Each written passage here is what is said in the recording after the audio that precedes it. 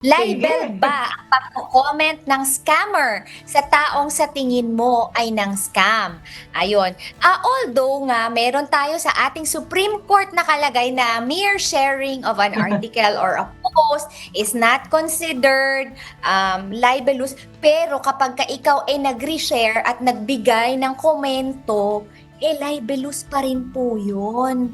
Diba, Attorney M? Oo, Kasi nga tama. ni-reshare ka, Oo, naglagay ka ng opinion mo, nag-comment ka, meron kang nilagay diyan, 'di ba? Libelous pa rin 'yun. At tungkol dito sa tanong oo. mo, kung nag-comment ka ng scammer sa taong tingin mo ay ng scam, babalik tayo doon sa requisites ng libel, no? Identifiable ba yung tao, 'di ba? Kasi kahit na nag-blind item ka diyan, nag-code ka diyan, pero Mm, identifiable doon, swak sa taong yon yung iyong comment, identifiable, mm, nakapanirang po ka, merong damages na mm. kaakibat yung pagko-comment, pwede ka talagang kasuhan ng libel. Kung online mo 'to ginawa, malamang kasi comment ang sinabi niya, comment, verbal Mm, comment ba ito cyber or libel, online? Kung online 'to, cyber libel, you are really liable. 'Di ba, Attorney M? mm.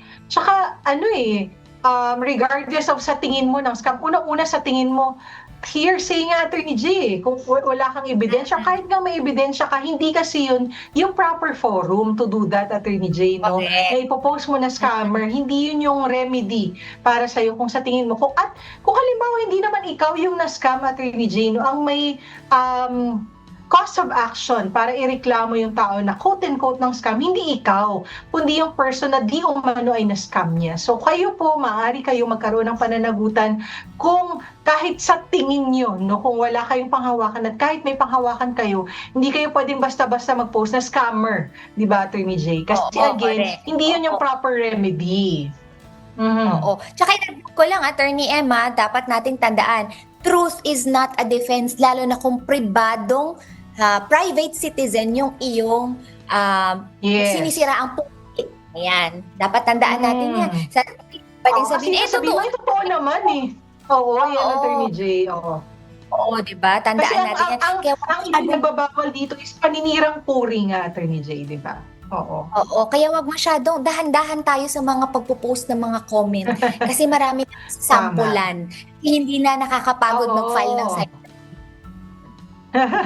Tama, Attorney J. At saka once kasi nandoon na sa cyberspace, no, hindi na natin alam kung saan mapupunta yung information. So can you just imagine the damage na magagawa sa isang tao na pinagsabihan mo ng maling impormasyon, Attorney J, no? At again, kahit nga totoo, Attorney J, hindi pwede, lalo na kung pribado, hindi mo pwedeng basta-bastang i-post dahil paninirang puri po ang tawag po dyan. O, so yun nga, cyber libel correct. or libel kung nakasulat yan.